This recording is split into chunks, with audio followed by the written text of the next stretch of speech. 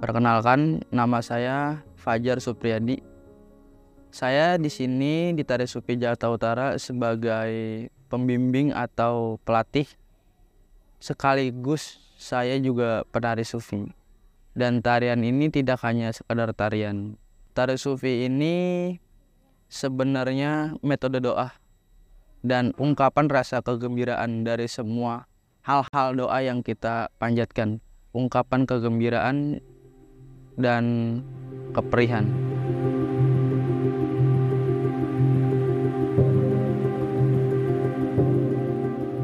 Saya awal melihat tari sufi ini di Pondok Pesantren As-Solihin Al-Abror. Kalau saya pribadi itu kenal tahun 2017 atau 18. Pada saat itu aku belum tahu apa itu tarian sufi, dan pada saat itu saya langsung menyaksikan dengan sendirinya, dan tarian itu berputar-putar seperti gangsing gitu kan. Dan saya terheran-heran saya tanya sama dua penari itu, pusing nggak tarian ini? Dia bilang nggak pusing. Wah, masa sih muter-muter tok kok nggak pusing? Pada akhirnya saya karena ingin merasakan, ya saya harus terjun dan tenggelam mempelajari tarian itu agar menyatakan bahwa kalimat muter-muter itu nggak pusing. Nah, ternyata benar gitu.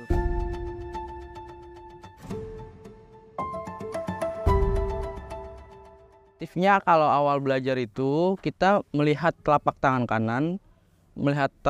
kanan, terus pandangan mata itu fokus tertuju kepada telapak tangan kanan, terus berputar ke kiri seperti itu. Dan selain itu berputar pun ke kiri. Yang membuat kita terkadang pusing itu menurut saya berputar ke kanan.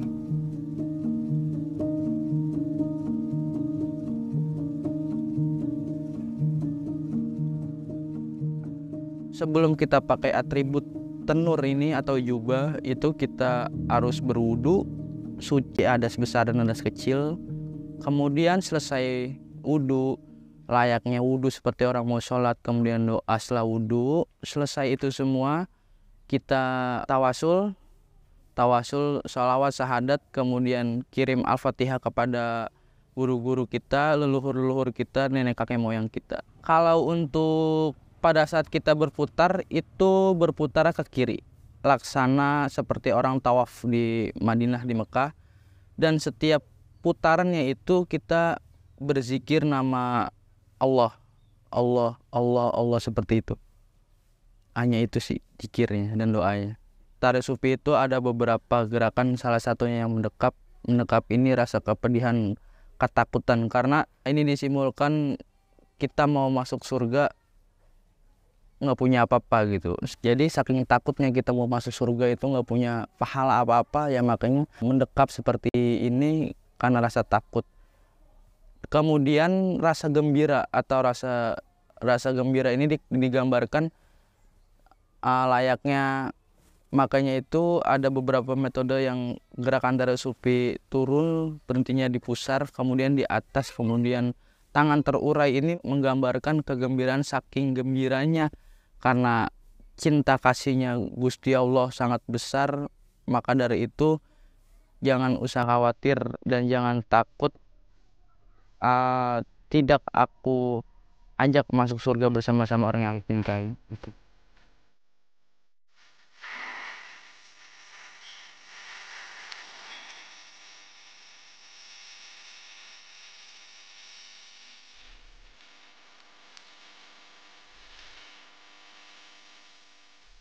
Kalau saya pribadi pada saat itu saya belajar di Pondok Pesantren As-Solihin Al-Abror. Yang mengajarkan saya itu Bang Rizik. Kemudian setelah 4 pertemuan, Bang Rizik ini pulang kampung. Terus saya dititipkan 4 jubah atau 4 tenur. Salah satunya warna putih 2, merah 1, kemudian biru telur asin 1. Pada saat itu saya bingung, dititipkan tenur atau jubah tari sufi ini sebanyak 4, saya mau apakan gitu. Sedangkan saya belajar baru 4 pertemuan. Jadi saking bingungnya atau saking awamnya, harus saya apakan ini tarian kayak gitu. Jadi saya nggak punya teman ngobrol dan saya nggak punya teman sharing, ya udah saya ngobrolin aja sama tenor-tenor itu sendiri. Semenjak kita 4 pertemuan itu kita jalankan sendiri di madrasah sampai akhirnya banyak pengikut, ya akhirnya mau nggak mau saya pribadi memberikan arahan, bukan mengajarkan, memberikan arahan seperti apa yang saya dapatkan, seperti itu awal mengenalinya. Sebenarnya saya nggak berusaha ingin mengenali, tapi ini dikenali gitu. Saya nggak ingin berusaha menyebarluaskan, saya tidak ingin merasa memperkenalkan tarian ini. Tanpa diperkenalkan, tanpa disebarluaskan, ya dengan sendirinya. Bukan jerih payah saya atau teman-teman yang ada di Tari Sufi Jakarta Utara.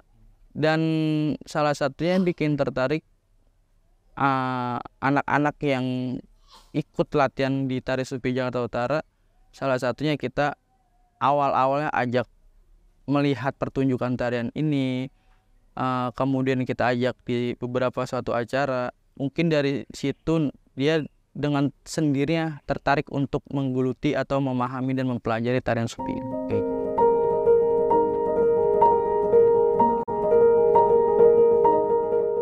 Kalau kita biasanya itu kan umumnya tangannya kayak gini kan ya.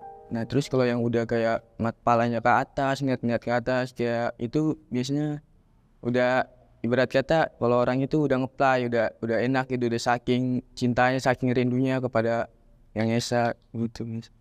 Kalau dibilang sadar 20%, kalau nggak sadar ya sisanya. Nama saya Muhammad Anwar Pandawa 5, kebetulan saya adik kandung dari Mas Fajar. Kalau saya sendiri tuh kebetulan cuman ikut latihan, nggak ikut ngelatih. Kalau urusan ngelatih itu ke Mas Fajar. Dia orang itu baik sih, walaupun sering diomelin di rumah, tapi namanya adik abang, dia seseorang abang yang berani nekat buat ngituin adiknya. Ya mau ngebantu lah apa aja yang dia bisa gitu. Kalau untuk tegas kayak guru aja, kayak dia misalkan kalau anak-anak ada yang kebuat kesalahan selalu fatal kesalahannya, kayak misalkan apa ada barang-barang yang rusak pas latihan, mungkin ditegur sama dia.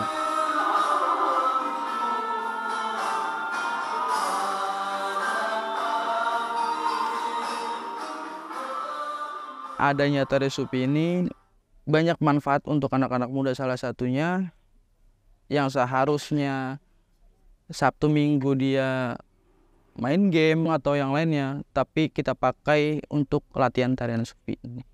Itu salah satu hal yang bermanfaat untuk sekeliling anak-anak muda. Kalau untuk usia dini, mungkin itu lebih saya terapkan untuk menginvestasikan betapa indahnya Gusti Allah itu melalui gerakan. Dari dia mendekap, terus terbentang tangannya, itu mereka menggambarkan betapa riangnya itu gerakan dan gambaran Gusti Allah yang dia lagi rasakan, seperti itu. Intinya kayak saya selalu gambarkan atau saya selalu ceritakan kepada mereka seperti halnya kenapa sih tangan kanan Tari Sufi ini harus terbentang ke atas, dan kenapa tangan kiri ini harus terurai ke bawah.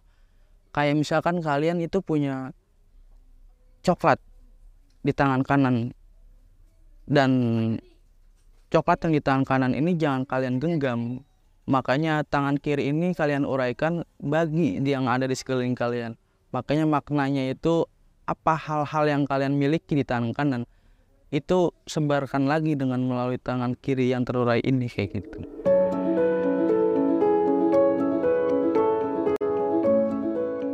Semua penampilan menurut diri saya itu berkesan. Dan kalau untuk di beberapa acara itu, beberapa stasiun televisi, kemudian beberapa kota, seperti itu. Kalau untuk kendala, alhamdulillah selama dari berjalan sampai detik ini tidak ada kendala apapun. Seperti contohnya sulitnya untuk mengajak atau menarik orang untuk belajar ini itu bukan kendala menurut saya, tapi itu spirit semangat buat saya. Gimana caranya brand yang kita anut atau yang kita kenalkan ini laku di kalangan masyarakat. Saya tuh kagum sama dia karena bisa tadinya tari supi kayak gini nggak nyangka bisa seluas ini gitu. Tadinya cuma 4 orang dari saya, Mas Fajar sama ponakan 2 bisa sampai 30 kurang lebih 30 orang karena beliau yang ngembangin gitu, yang ngajak-ngajak orang buat latihan tari supi, buat berusaha ngembangin tari supi itu nggak mentok di dia.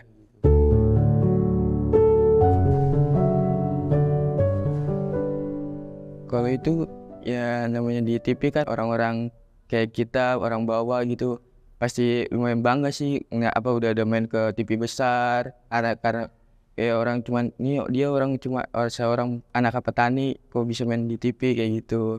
Bangga sih, bangga. Ngikut tari supi ini karena ada job gitu, panggilan-panggilan dari luar. Nah itu cukup membantu buat ekonomi sekolah sih.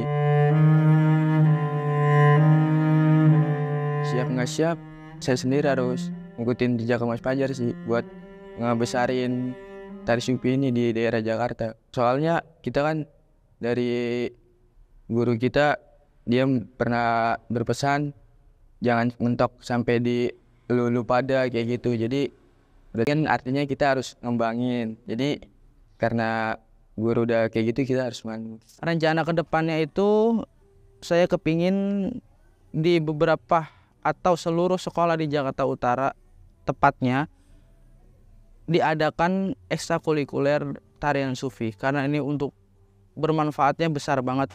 Salah satunya anak-anak di situ dipaksa untuk berzikir dan berdoa pada Tuhannya gitu. Dan saya kepingin sebagai putra daerah Jakarta, saya ingin di sekolahan dan di beberapa tempat kuliah dibuatkan atau dikasih fasilitas, dibukakan tempat untuk diadakannya ekstrakurikuler tarian sufi ini.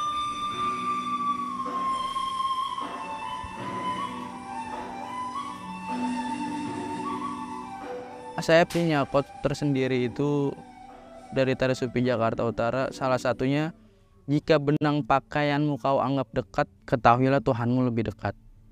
Mungkin itu tadi mbaknya bisa lihat dari stiker atau kaos.